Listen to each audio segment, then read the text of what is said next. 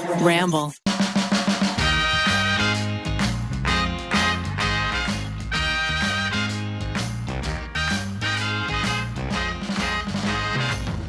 Hello, everybody. Welcome back to another episode of You Can Sit With Us. I'm one of your hosts, Becky, and I'm joined by Ariel. Hello. Maggie. Hi. And we have our pick set, Rainie. Hello. I was like, should I do more of an intro than that? Rainie's running the controls today. Right. Just running the show. What's new, guys? What's the haps? What's the 411? How was your weekend? What's the six? Good. Yeah, what did you do, Ariel? I was in the mountains this weekend. Ooh, how was that? How's the weather? It was lovely. Oh my goodness. It is like 72 during the day, and at night it gets really cold. That's nice. Yeah. So you wake up and you like want to put on a sweater. I just love sweaters. Ugh. Awesome. I love being up there. It's really, really fun. What did we do? Oh, it was my grandmother's birthday. Aww. Yeah. So I think she's turning 86 or something like that. Yeah. Wow. Like, she's in her 80s, and yeah, we wanted to celebrate, and she loved it. She was just surrounded, like, she loves being the center of attention. And it was very fun. That's fun. Yeah. But it was like, my dad had a birthday recently. There's a lot of like Taurus and Aries in our family. Mm-hmm. And so there was a lot of, you guys know I love gifting. So this is the first time I'd seen everybody in a while. And so I had gifts for everyone. I went up there with a huge box of gifts. Everybody was like, what? My birthday was a month ago. And I was like, I know, but I didn't see you. That's fun. I know. That's awesome. What'd you do, Mags? Let's see. I went to a 1-year-old's birthday during the day on Saturday, which was very cute. Very fun, very sweet, surrounded by babies. And then I just caught up with like friends. What else did we do? We went to Alex's birthday party in WeHo at Lance Bass's bar, which was very fun. It was like 90s and 2000s night, which was lit. And other than that, lots of relaxing, Yeah. Good. What about you, Bex? Guys, this weekend was Alex Lewis's wedding. Oh. A-Lou is married. That's the so exciting. final Lou baby to get married. That's fantastic. They're all committed. Yeah, there was, it was very fun. The one gripe Keith and I had is we love the anniversary dance at weddings. It's a very Midwestern thing. It was actually surprising to find it at a California wedding. Yeah. Okay. And so usually the sequence of events for the anniversary dance is 1 year, 2 years, 5 years. Keith and I are finally at our 5 years, and we were ready. We were like, yes, we get to stay up for like a decent majority of this song. The DJ went straight to 5 years. No They were like, way. who's been dating 5 years? Or who's been married 5 years? And Keith was like, just stay. He's like, we're staying. And so we just stayed for like 10 more seconds. They were like, all right, 10 years. We're like, okay, bye. Okay, I have to say, I have never heard of this before. I did it at your wedding. I think that was the only wedding that I did it at. We didn't do it. You didn't? No.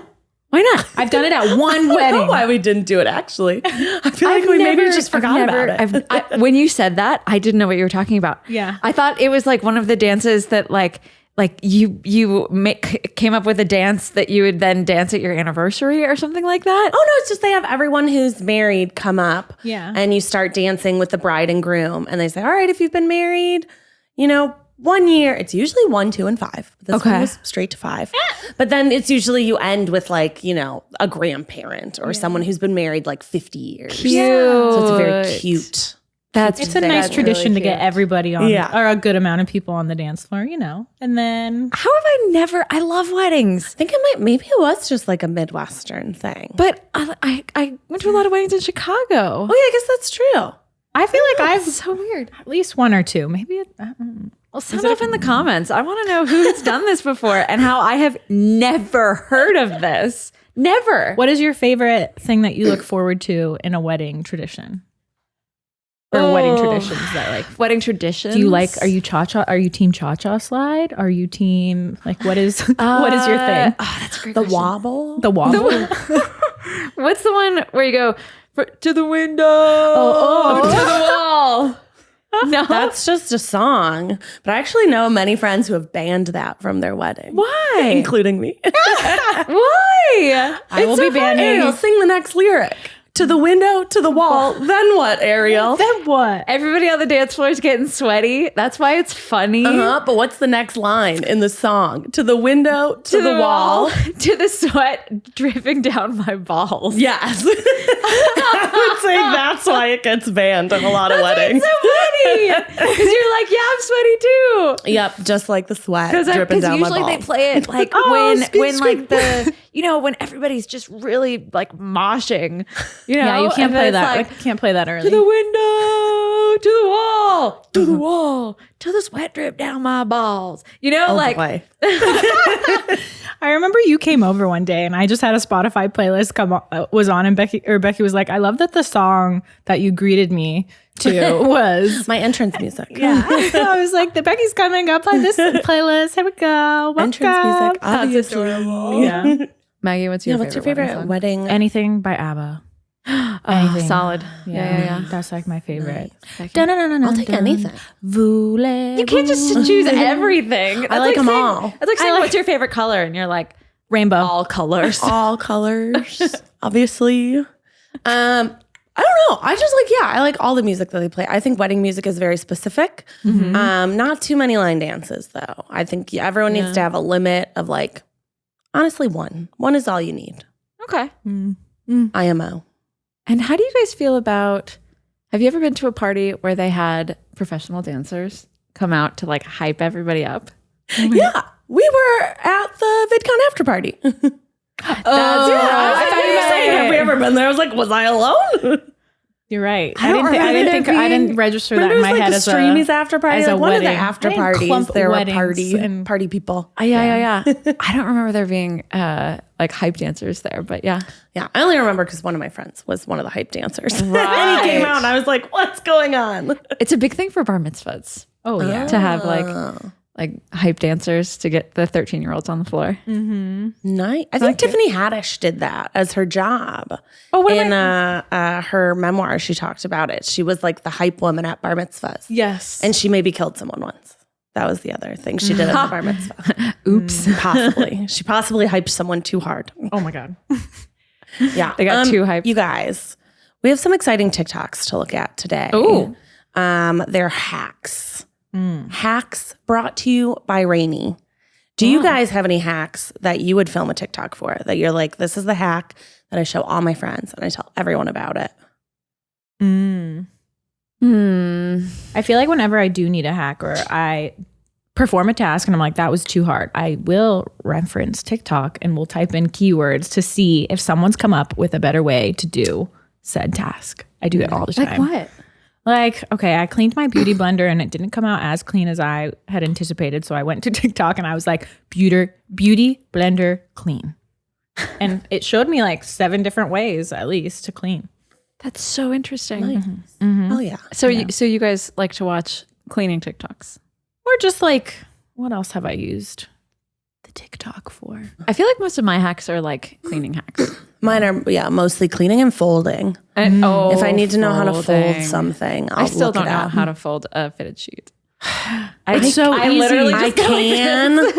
but I've realized it's not worth it. It's not worth it. It's not worth it. So you have to unfold it. When yeah. Yeah. But I think using a lemon and vinegar to clean everything, like you put it in your microwave and set it for 45 seconds or whatever, and then you just wipe everything away. I learned that. I think I learned that, 5 years ago on Instagram. And that's that's a good one. The little steaming. Yeah. Ingredients for just like produce sprays. I've learned that on TikTok as well. sprays. Yeah, like apple cider vinegar. I think I put a little salt or sugar in it. Oh, that's one thing that I would definitely look up. Maybe not on TikTok. Maybe I should start doing that.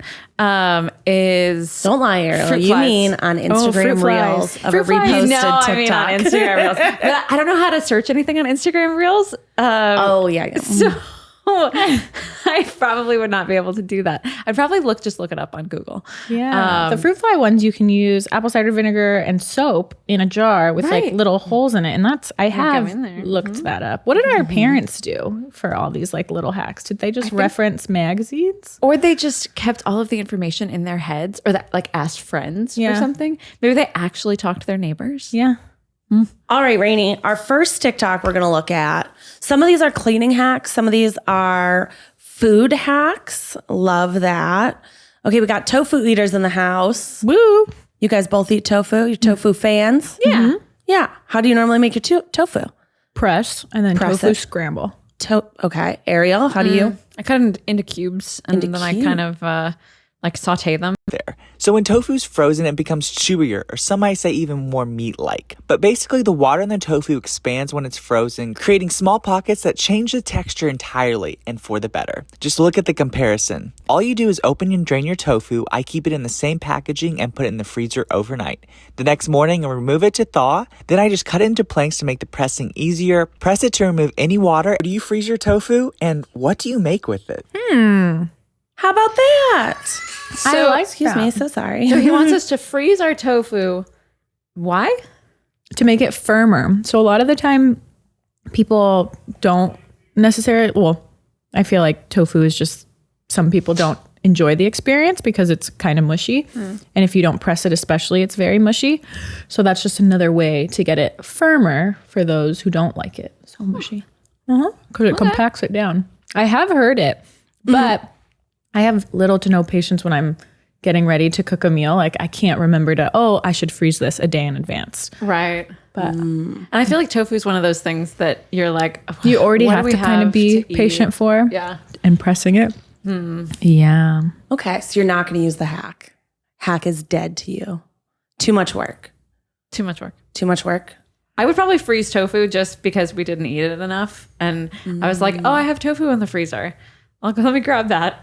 Does it go bad? And knowing that I could just eat it straight out of the freezer, that's awesome. I would use it. I think I love my tofu press enough to not necessarily. I like it when it's pressed. I don't think I need it even more compact. But if I wanted to do there's these one like barbecue tofu that I buy from the farmer's market, and it's so tasty, and I cannot replicate this man's recipe. It's Dave's Korean for anyone who lives in LA. They're delicious. But anyway, I can never get it to his consistency. Maybe if I froze it, I could. So maybe. Report back. Report back. All right. So we're going to freeze our tofu. Next up, this one's for Ariel. Okay. She's our egg mama. Oh, give me the eggs. Okay. How do you normally make your hard-boiled eggs? In a pot of water. Pot of water, you do like the 12-minute method. Yeah. Ish. Usually it's more like 8 minutes. That's what I do too. So I'm interested to see how this one works. And did you know that the time starts after the water starts boiling? Yep. That's what I always did. Kim Miller does not do that. Kim Miller puts the egg in immediately, sets her timer for like 14 minutes and calls it a day. Wow. Yeah, she does it. She like free balls it. Wow. Does it And work? it came out. It was fine. They were good eggs. So It probably starts boiling within like 2 or 3 minutes. So yeah, I was like, dope. Okay, so this is a hack for The easiest way to make Hard-boiling hard-boiled eggs. eggs is in the air fryer. All you need to do is pop them in there for 14 minutes at 275 and then throw them in an ice bath for 5 minutes. That's going to make the shell slide right off. I take the back of a spoon and I go all the way around the egg, and I use my fingers to make a little opening to get the spoon in there. You want to get the spoon under like this little white skin. You can kind of see it there in the video, and then that's all there is to it. It will slide right off. If you guys try this method, be sure to tag me so I can see. Wow. I'm gonna say no to that one. I don't know why it keeps playing like whatever's on my Spotify right after that too. Only that one part of that song. That is so much work. That's a lot That of is work. so- I feel like it's not a hack. It's No. like how to make hard-boiled eggs harder. Yeah. How to make it more difficult for how to make yourself. like that's just making a hard boiled egg in an air fryer. Yeah. It's not a hack. Yeah. It's just you're just not using boiling water. Yeah. So it's a hard fried egg. I don't Not have an even air really fryer, fun. so I'm going to have to go with. Yeah, I don't have an air no. fryer either. Do you have an air fryer, Becky? We have an air fryer. Kelsey Shara got us an air fryer. What do you as do with it? A move-in present. It's very sweet. I see all these like air fry hacks, but I still haven't made the jump to get one. So- They just don't seem like enough. Yeah, if you are adept at using an oven, you really don't. An air fryer is just a faster oven. It's a convection oven, works the same way with the air spinning around it, but it just does it faster. And there's like less cleanup. I would say we use ours more for like like making like fried chickpeas and like fried artichokes. Yum. But like everything else we use in the oven because it's such a small size. Right. But I wouldn't put my eggs in it. I would just boil water. Yeah. It just seems easier. I don't know. Could it make? I know. Yeah. Could it make like roasted vegetables? Yeah. Oh yeah. Yeah. It does everything an oven does. It's literally just an oven in a smaller form. You turn it up to like, it has degrees on it and everything, like 400 degrees, whatever. There's a timer. Air fryer. All right, guys. How do you keep your produce fresh? Any tips? You guys have any tips? Eat it. For herbs, I will put them in little cups with water in them, and then I like wrap them with a little bit of plastic. Hell yeah. Mm-hmm. That's a good hack. Yeah, it just keeps your herbs from not like withering and getting nasty. Everything except basil. All right. Well, this one is for fresh fruit. Okay. This one is specifically Sure, straw if you knew babies. this. I found this tip a couple months ago, so I've been testing it out, and it works so well. But if you put your fruit, like strawberries, in a glass jar in the refrigerator, they stay fresh for 2 to 3 weeks. And I've been testing it out, and it works amazing. Yeah. Put them in a jar. How much of a song can we play? Put them in a jar. So Maggie, you said you already do I this. do this. I have little mason jars when we buy raspberries and blueberries. Zach eats berries every single night. It's his little treat. So every single time we buy them at the market, I wash them and then I put them in make sure they're nice and dry. And then I put them in their jars and they stay good for a really long time. Also, you want to hear another hack? Do you do Lay this it on one us. for avocados? If I've they're done ripe, that. you put them in water and they stop ripening. That's so smart. So you can freeze it in its track. Not actually freeze it, but you freeze the ripening. We eat fruit so fast that like I like rinse it in the thing and then the next day it's gone. You know what I mean? Like we don't have the avocados are the only one that I was like Need something. putting in water. Yeah. Or like carrots. You can do it with carrots and celery if they get like droopy. Like if you buy a big bag of carrots to put those in water and it rehydrates them to make them crunchy. Oh, I didn't know that. But like those are the only things that really like stay for a long period of time at our right. house. You guys cook a lot. I guess these Not hacks are super anymore, but we helpful used for those with smaller households like you and Keith, me and Zach. We don't have like families to feed. So like the amount, we're a little slower at picking out our produce than Yeah. the average family. I feel like if our berries are starting to get icky, then I just like throw them all into a bowl and they're gone by the end of the day. Yeah. Or freeze it, make some smoothies. Exactly. That's what I do with spinach because we never actually eat spinach in our You can house, but I just- buy it for Yeah. some strange reason. Yeah. It stays forever. You can do that with kale. You could do it with, you can like chop it up and freeze it, throw it in smoothies. Speaking of your greens, you guys wash your greens even if it says it's already been washed? I learned this was a controversial thing. If it says it's been washed, I If it says triple sometimes wash, don't do you wash it or not? No, I usually, unless I'm like hand picking them from the farmer's market, if they're coming in a bag, no. Straight out of the bag. So What? Keith and I don't. I've never. If it says it's washed, I believe it. I believe everything I read. I believe it. And so we definitely got E. coli What? No.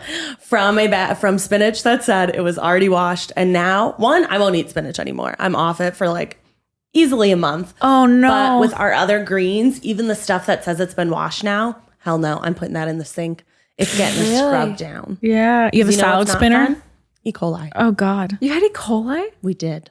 That's terrible. It was awful. I'm so I mean, it sorry. was unconfirmed because the way you confirm it is Yeah. by pooping in a jar and bringing it to a doctor. And Right. you know, Right. I can't do that. I can't do that. But I you can both. tell you though, You both. we had E. coli. And for sure, did the spinach like look funny? No, it was fine spinach. Okay. But we do like a lot of like breakfast salads and like with our smoothie. And so we both had the spinach in a smoothie and then had our breakfast salad. Huh. And then, You know? the world was not a fun place for about 8 days. my 8 to 10 gosh. days. That's how long it takes to come out of your body. Oh, when we were in New York. Oh no. So that was exciting. So like, was there an outbreak? You know how sometimes they say Sometimes like, they, like, don't eat email spinach? you. Yeah. No, I didn't get an email or anything. Yeah. But it was from Whole Foods. Oh. It was Whole Shots Foods fired. spinach. So thanks, Jeff Bezos. Ugh, that's the worst. Okay, well, I know what I'm getting you for your birthday. A salad spinner. We have salad spinner. Oh. Well, You should use that. I just didn't wash it. It Yeah. said it was No, washed. I I believed it. I would have trusted it. I believed it. I don't wash things that say they're washed. Me neither. Why would you? I wash Been everything washed. else. Yeah. What about, do you guys wash like apples and oranges? Not oranges because I don't eat the outside, but I wash my apples. Yeah.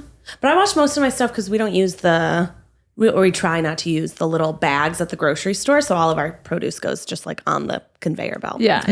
So I wash it regardless. Same. Yeah. I'm just thinking about like all the dirty things that I've probably eaten. You know, like we eat food straight, like at the farmer's market, the boys will just take the berries out of the thing and just start eating those. And I'm thinking to myself, like, how many people have touched these? Yeah. I mean, I rinse it with water, but they sometimes even say like, you know how some people really like to like shave their carrots and everything, but they sometimes say that, well, I've heard before that even soil has probiotics in it. So it's like, as long as you're like cleaning with water, generally you should be okay. I mean, E. coli, that's something completely different. Yeah, it's a whole different Who thing. knows if you would have been able to get rid of it with water? Right. You don't know. I don't know. You don't know. We have a little like veggie wash thing. Yeah. A little bar. Yeah. Little bar you wash that produce Yeah. with. And you can tell a difference when you like apples. It, like takes that like waxy coating off. Yeah.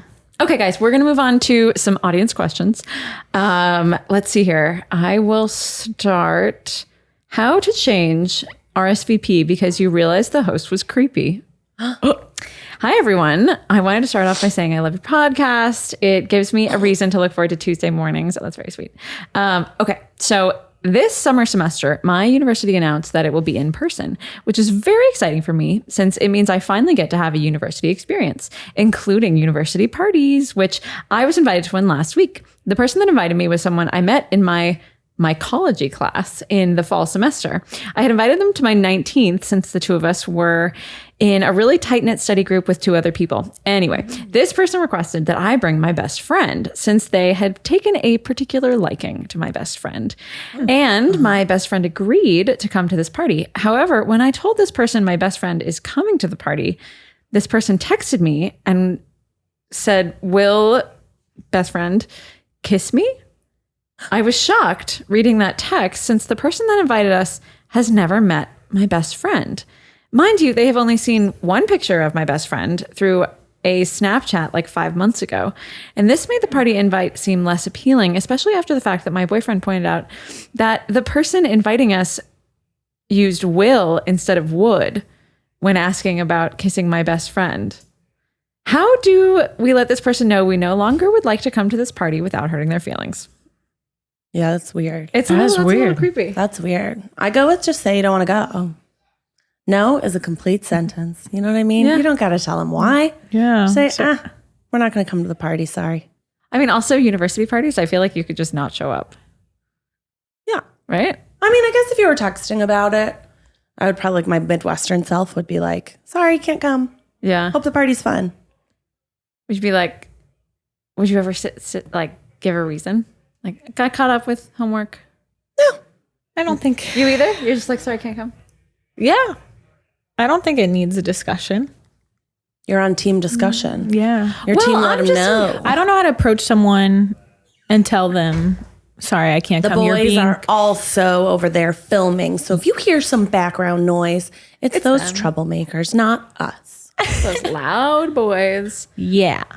I feel like, though, if the friend is expecting like this person to show up with their date, you know, like their whole night is sort of set upon them showing up.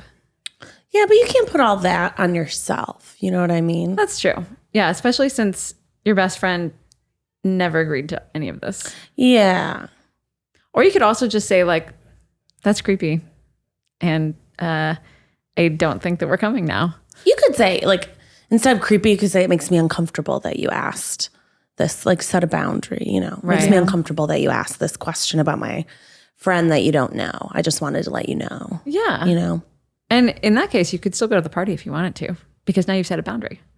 Mhm. And you didn't have to miss the party. I probably still would. just cause. Yeah. Protect your friend. Yeah. Fixed it. Just say you don't want to come. Let's see. What to do with an insincere apology? Hello, beautiful crew. I am a 26-year-old male, and I don't know if I am behaving too much like a high schooler. I've been in a friend group of 4 since I was in elementary school, and one of said friends is getting married. He was very vocal that me and the other 2 would be best men for the last 2 years. The wedding came closer, and I saw through an Instagram story that he announced to our 2 friends and 2 of his other friends that they are going to be his best men. Frankly, I got a little sad. I thought I was going to be part of the wedding, not in a narcissistic way, but because I love him and wanted to support him. Anyways, I stayed sad for a couple of days, but I mentalized myself with fuck it. I'm still going to the wedding anyways. I'll be there supporting him. I'll just get drunk with many fewer responsibilities. But last week, we all went to this party and he apologized in the most distant and frankly disrespectful way. I felt really angry because he was very not that big a deal about it. So now I'm upset about the dumb apology and sad about the fact. Here's my concern. On the one hand, it's not my wedding and he can do whatever the fuck he wants. And I will support most of his decisions. The decision might be in part from the bride or a number of variables that I don't know. On the other hand, I feel distanced and very much unappreciated by the apology. He is not the most communicative friend, so I don't think I can talk to him about it. I will go to the wedding either way, but I wanted to get your perspective, and maybe you can give me examples of this happening to you and just ways to focus on the happy parts of the wedding instead. The drama. That's a lot of drama. Drama of it all. Maggie. Ugh. I know, you're in it. Yeah, picking bridesmaids and like those in your groomsmen can get a little tricky. Yeah. Luckily, I'm in a position where I have 2 sisters and then a future sister-in-law. So I'm glad to be like avoiding a lot of said drama, because if I were, Zach and I decided we wanted to keep it small. But I do see like some of my other friends I've watched them compile their wedding parties and they don't have siblings, and has caused tension among their friend groups. And yeah, it's hard. It's very hard. I've gone to weddings where there are no wedding parties as well, but you can just, I don't know how to. No. I don't think I've ever been in a position where I was upset at a friend for not selecting me to be in their wedding party. For sure. Yeah. And especially planning our own now, it gives you even more perspective on how difficult that is. Mm-hmm. So I would try not to take it too personally. Maybe your friend has plans for you to be incorporated in the wedding in a different way, whether it be like giving a speech or helping them out with whatever they may need. And that could be very special. But it's okay to be upset and hurt because you want to be there for your friend. But it's definitely a hard place to be in. Yeah. Becky, have you ever been in this position? I haven't. I've only been a bridesmaid once. Yeah. Once a bridesmaid, once a bride. That's it. So I've never been in the like mad that I wasn't. But I honestly, since being a bridesmaid, I was like, I don't think I'd be sad to not be a bridesmaid ever again. You wouldn't want to do it like again, it was a lot of work. I loved being there, and it was like I loved the wedding, but it was like very stressful, very tiring, very expensive. Yeah. Yeah, I think what he's emailing us with sounds like he's being very logical about it. Like he's like, there could be a number of factors why I wasn't. I totally get that. I think maybe the salt in the wound was the insincere apology. But I would say you just take a shovel and you dig a big hole and you bury that down there, pat it down, plant some flowers, and never think about it again. At the end of the day, it's not that big of a deal. Right. If that's a deal breaker for your friendship, then like that's something you maybe need to reevaluate, like your friendship and maybe your expectations. Yeah. So I think, weddings are tough. Yeah, weddings are really tough. So I mostly give people passes on weddings because I'm like, Yeah, you have to. You have to give people passes on weddings. But it sounds like, most of the reason that this person is like hurt is because there was an expectation coming from them that they were going to be in the wedding party, and so you know, you kind of have to think about it that way, where like you've put yourself in this position. Like just because you weren't asked to be a part of the wedding party, you know, doesn't mean that this person doesn't like you, or, you know, it's like, what is it that he feels excluded from his like group of 4? And yeah, I don't know. I remember for our wedding, Ned had way more friends than I did. And he wanted all of his friends from his college group to like stand up with us, but I didn't have enough friends to fill out my side. And so I was like, I'm sorry, we can only do 5. Like I can't do more than 5. And he had 7. And so he made 2 of them ushers. That's nice. Yeah. So I don't know. Yeah. Take the high road, and you could always just ask and be like, do you need me to do anything? Yeah. Like, I understand that you don't want me to be part of your like groomsmen, but I'm happy to, like, I'll be there. So I'm happy to help. Yeah. I would say just throw it out that way. Happy to help. Yeah. Happy to help with anything. Let me know. Yeah. Yeah. And that way he can still feel included. And he won't, like, I don't know. There are some things that groomsmen do together. And so that would mean that maybe he wasn't excluded from those things. Because I could see how if you were a group of 4 and 2 or 3 of the 4 people are off doing like these special things, you could feel kind of sad. Yeah. You know, I think there's a lot of pressure on having like an even number on both sides, but I would say we had an uneven number and literally not a single Who person cares? noticed. Who cares? Nobody noticed. That's true. Yeah. I think I was getting anxious, and I told Zach, I was like, is it going to be weird if we have an odd number versus an even number? And Zach was like, ugh, you're just getting too in your head for that like one photo that your photographer probably knows how to just stage anyway, depending on whatever number. But yeah, you see like, go on Pinterest, you see like bridal parties, you see like 10 and 12 on each side. And it's like this whole like, whoa. Holy moly. It's going to be okay. It's Gonna be fun. His heart is in the right place. The fact that you want to be there for your friend, that's where it's at. Yeah.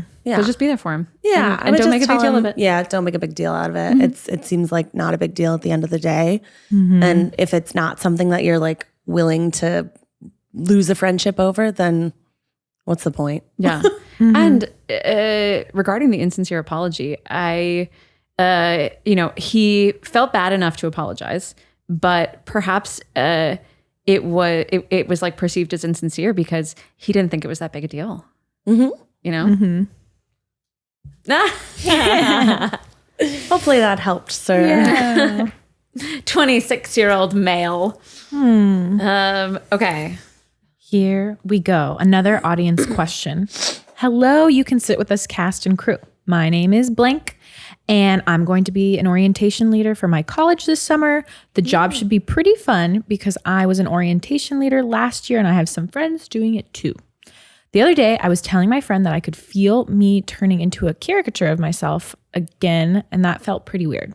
Last year, I was the stereotypical orientation leader. I was smiley, cracking jokes, leading games, and being enthusiastic.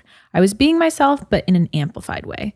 When I look back, it feels like I didn't act. This year, I wonder if I can crank down the enthusiasm and be a more grounded version of myself. Will the incoming students have a better experience? I'll still be personable and funny, but without reducing my personality to my campus involvement and my experiences. My question entails, have you ever had to amplify or reduce your personality to relate to others? Do you ever feel like a caricature of yourself, maybe when in front of the camera or in a work setting? And finally, is becoming a caricature of myself the equivalent of an orientation leader customer service voice? Thank you, blank. P.S. I love the pod. So cute. That is such a sweet question. Yes. I feel like, I mean, I will answer it in a second, but like the idea that she's thinking so Deeply about this. So deeply about it. Yeah. Is very telling. I think it's sweet. Yeah. I can tell you're a very good orientation leader. I mean, I think I think her use of the word caricature is interesting. Just because I don't think I would ever call it that you're acting like a caricature. I just think different situations you can match the level of the energy of the people that you're around. Yeah. But yeah, when you're in front of the camera, obviously you have to be a bigger, louder version of yourself to make it entertaining. And then, yeah, the customer service voice, of course. Like when I was waiting tables, you had to. That's just like kind of part of your job. Yeah. You have to be up and loud and all that. So I think it maybe sounded like she meant that she was like being too defined by being an orientation leader.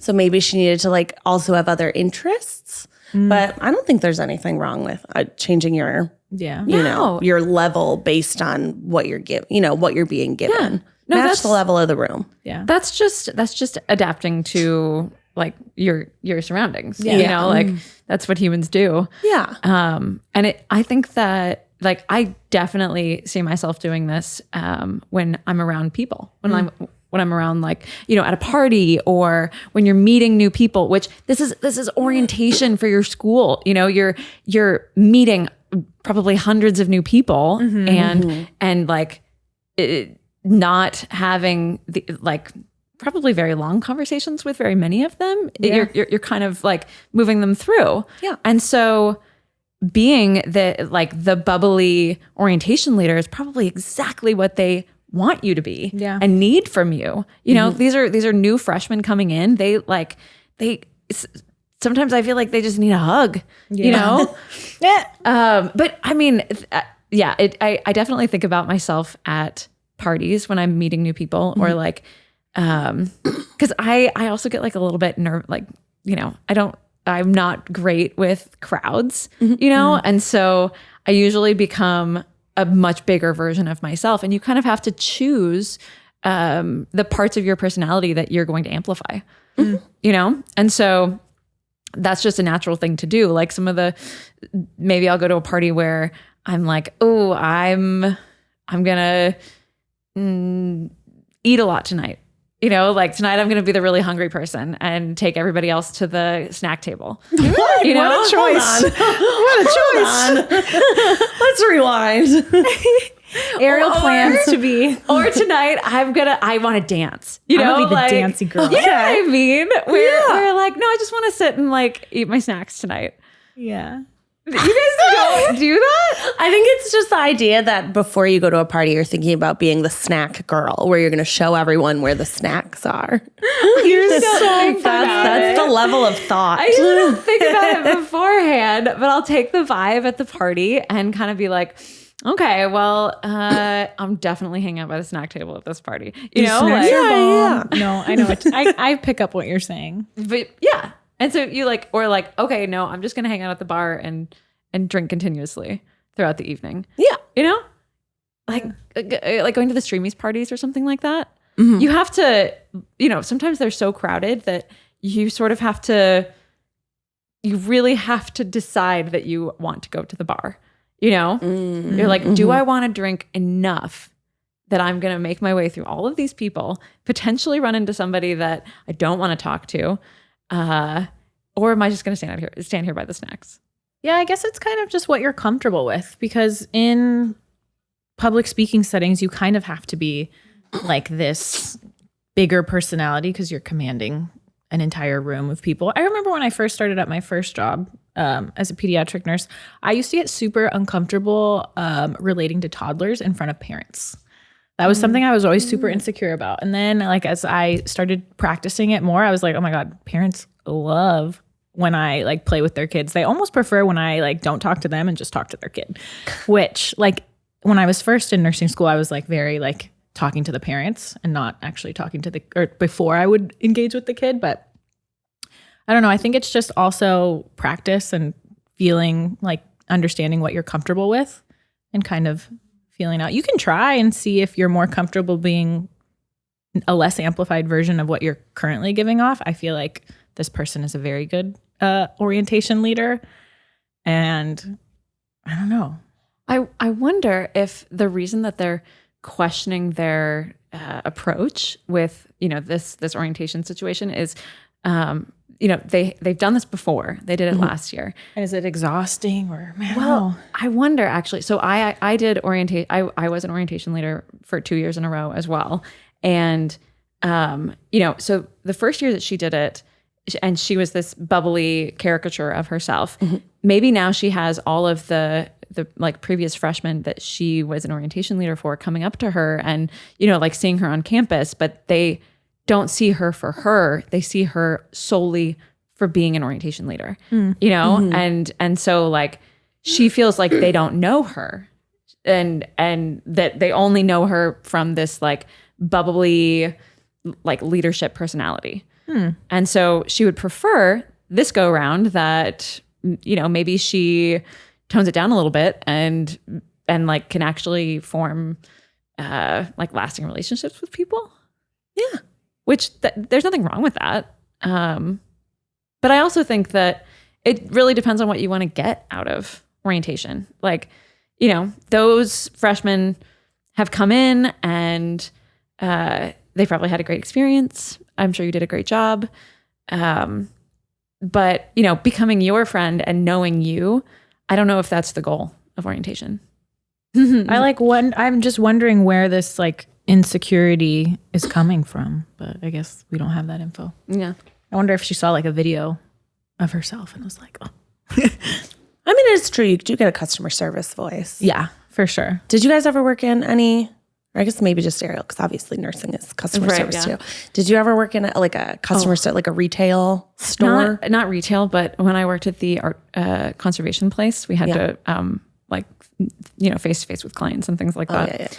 And so, yeah, you definitely, there were times when people would come in unannounced to the warehouse and they'd be like, I want to see my art. And I'm like, oh, okay. Like, you know, it was the sort of thing where we would get stuff out ahead of time because we knew they were coming. And so like somebody just showing up was a really Jarring.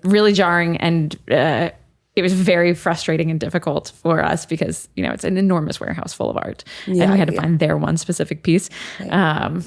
And Give us your best customer service voice. Give us your voice if someone came in to find their art and it wasn't there. It wasn't put out. Give us your Ariel's customer service voice. Okay. I need you to be the person though. Okay. Show up. Okay. Hello. I would like to see my art right now. Thank you. I'm so sorry, sir. Do you have an appointment? I don't need an appointment. I am an artiste. Okay, usually the way that this works is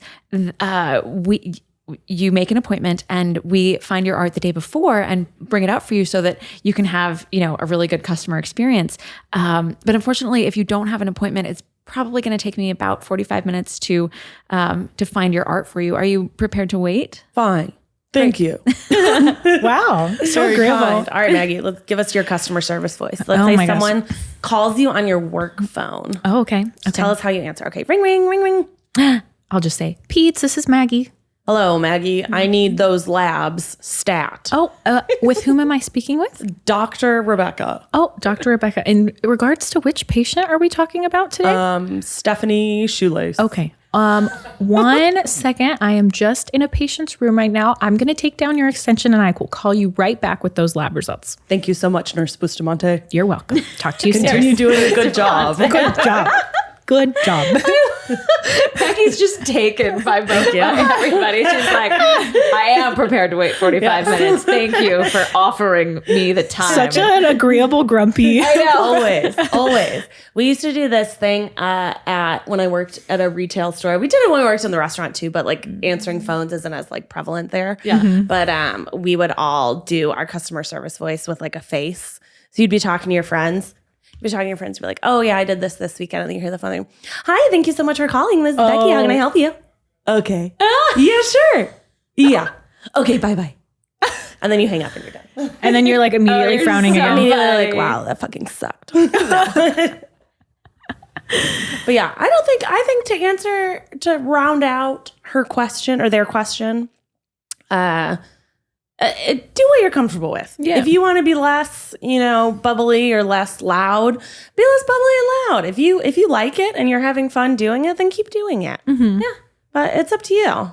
Yeah. You could be whoever you want. Yeah, I get that it can be having to be a louder version of yourself for like 100% of an entire week or however long this retreat is a lot. So if you want to take it down like 2%, 5%, 10%, Do you, boo-boo? Yeah. Yeah. And I know that it feels insincere sometimes to act bigger than you normally do.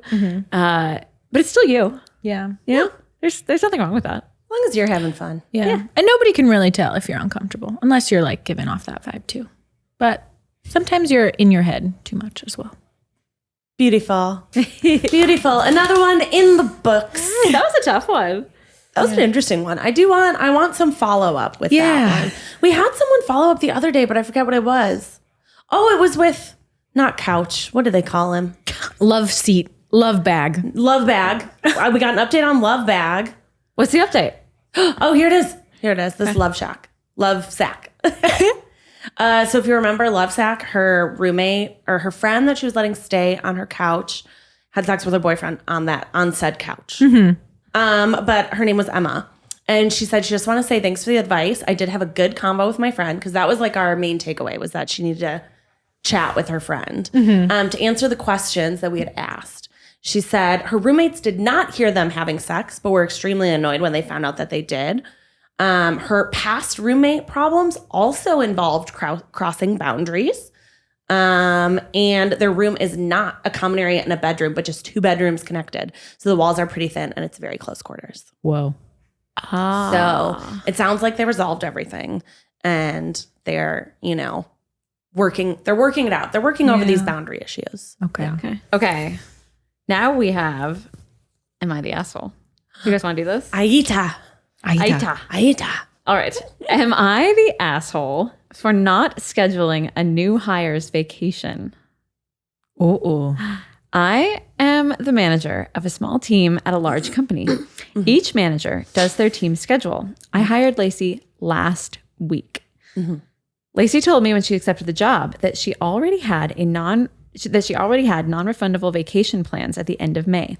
I told her that I did the schedule and would try to accommodate her, and I could not accommodate her at all. There was already another team member out, and I put up the schedule and was very surprised at an email from Lacey regarding her vacation not being scheduled. I informed her that we didn't have the flexibility and that she was expected to work. When I went on my lunch break, I walked by Lacey's desk and was surprised to see it packed. She handed me her lanyard and told me that she quit. She said that she wasn't losing out on $2,500 and that she already had an offer from one of the jobs that she turned down that promised her vacation was safe. I'm now being called into my boss's office because she quit so fast. But in my experience, if you start a new job, you understand that you are last for vacation. My fiance says that I'm an idiot and she was telling me, not asking me. There you go.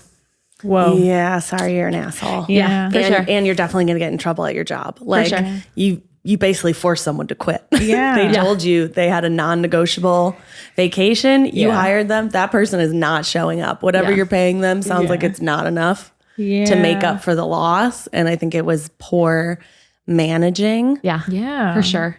You have to also admit that you wouldn't have had anyone to fill that position unless you picked somebody else for the role. So you kind of just have to accept loss and honor vacations of both employees. Yeah. I'm sorry. Well, okay. So one thing that I feel like a lot of people don't understand is that like taking a job, it's an agreement between the person giving the job and the person accepting the job. And it sounds like one of the things that she said when she was going to accept the job was that I'm taking this vacation. This is me accepting the job hinges on this being a part of what's happening. Yeah. So absolutely, he reneged on that understanding. Yeah. And so she had every right to quit. Yeah. Listen to your girlfriend. Yeah. I don't necessarily think they're an asshole. I think they just made a poor management choice. Yeah. And it sounds like they're going to get reprimanded for that poor management choice. Right. Because if you're responsible for all the schedules, I've worked for $15 an hour before and certainly have just said, I'm not coming in. You know what I mean? Like if you've already had that agreement that it's not going to work out, I think it's an older generation's mentality that we should all be grateful to have any job anyone will ever give us. Exactly. And so if she's already spent that $2,500 that it was, that's a 40-hour work week. You know what I mean? Yeah. So it's like, no. And also, Heck no. like nobody would want to work for somebody who like completely disregarded their like schedule in that way. I mean, yeah, I actually do think that was a kind of an asshole move. Yeah. Like it was just mean. Yeah. It sounds like she just wasn't thinking about it. Yeah. Which again, another strike Yeah. for the management team. You are the asshole. We're For sorry, sure. you are the asshole. Goodbye. Goodbye. Enjoy your meeting with your boss's boss. Okay. Am I the asshole for leaving my best friend and his friends stranded in an unfamiliar city? So for background, my best friend has gotten into going to these Spartan races. He and a small group of his friends have started going to local ones, but recently heard about one in another state and wanted to go compete in it. But they didn't have anywhere to stay. So they asked me if they could borrow my truck and trailer. I have a tow behind camper. I said no. I wasn't comfortable with them taking my truck and trailer, but that I drive them and the camper to their event. We made the 3-hour trip and set everything up in the area where the race was taking place the next day. I have a habit of leaving my keys on a hook next to the door to my bedroom in my camper. Remember this, come nightfall, I went to take a phone call outside and ended up wandering around the grounds for over an hour. When I got back to the camper, the door was locked. And I was told by my best friend's older friend through the window that there wasn't enough room for me in my trailer. So I reached for my keys to unlock the door, but realized that I had left them inside the camper on the hook in my room. So I called my best friend from outside, and all I was told was, sorry, bro, nothing I can do. So I ended up sleeping in my truck that night, which I had fortunately left unlocked by accident. The race began at 8 a.m., and at 7, they came meandering out of the trailer and woke me up. No apology, by the way. So while they were in their race, I hooked my truck back up to the trailer, closed and locked everything, and waited until just after they finished and had started walking back to the trailer, think a really wide open field. When I saw them coming, I started the truck and drove off the property with them chasing behind. I made the 3-hour trip back home, declining call after call. And when I finally got home, I took my best friend's call. He started yelling at me saying, why would you do this? We have no way home now. I just said, sorry, you shouldn't have made me sleep in my truck after I did you a solid. He told me that there were better ways to handle this than leaving them in an unfamiliar city with no way home. I think he ended up calling his dad to come and get them. Is he right? Was there a better way to handle this? I felt justified until he said that. And I'm kind of doubting my decision now. Am I the asshole? Oh my God. I would say you're really petty, but you're not an asshole. I would say it's very petty to drive away like that, but also you were like heavily disrespected with your time and your space. It's very weird that they told you couldn't come in the camper.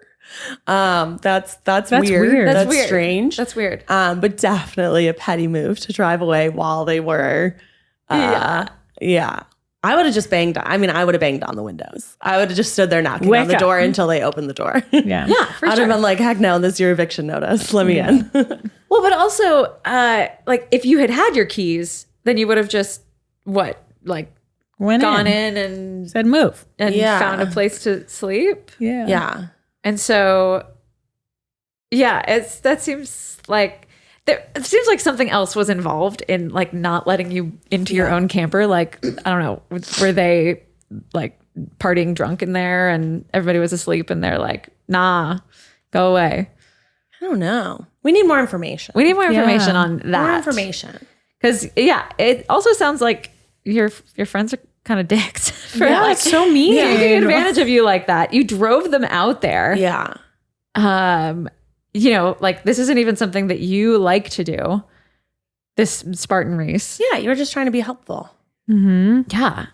And then they kicked So you. petty though. Image of the big field. Sounds like a sitcom. It sounds like the end of a sitcom. Yeah. And then driving away while they're running after you. Yeah. I mean, I probably would have just like texted them in the morning and been like, that was a really shitty thing that you did. I'll see you when you get home, instead of just waiting around for them so you could just drive away. I do think that's like the level of petty that I find hilarious is that he waited the entirety of the race until watch he their had face. visual of them and then was just like, So I would say yes. It was a bit petty. It was a bit petty. It was a bit petty. And also, it wasn't just that you were taking your trailer. Like, you had driven them out there in your truck. And so they had no way to get home. Should have thought about that before they locked you out of your own camper. I know. That's so true. No, it all sounds weird. It sounds weird. It sounds like they're a weird group of friends. Yeah. I don't know how good of friends it sounds Who like treats they their are. friend like that? You go sleep in your car. Yeah. Yeah. Ew. Yeah, it just seems weird. That seems really weird. But I would say you had reason enough to like be mad, Yeah. but maybe we took it a little bit too far. I think it was maybe there was a line and you just kind of touched your tippy toe over the edge of it. Yeah. For sure. So you're like an asshole with like a small A, not a capital A. Yeah. You know, I like that. like a little asshole-ish, Yeah. but not, it wasn't for nothing. Yeah. Wasn't for nothing. Yeah. I mean, leaving somebody stranded in a city sucks. But they could have just gotten a rental car or something. Yeah. Call an Uber, go to a Enterprise, rent a car, go home. Now they're going to think twice before they're mean to someone who drove them 3 hours and gave them a place to stay. Yeah. That was a Totally. life lesson learned. Learned the hard way. Yeah. Yeah. So if you were talked about on today's episode, other than the Am I the Asshole, if you asked advice, let us know. Pop in. Give us an update. Answer the questions we had. Yeah. Let us know. What'd you do? How'd it turn out? Yeah, how'd it turn out? Get these stunning conclusions to advice in real life. Yeah. But until next time, guys, thanks for listening. Download, subscribe, like, comment, share it. Wash your hands, get vaccinated. We're on an uptick again, guys. So let's all be safe and pee after sex. Okay, bye. Bye.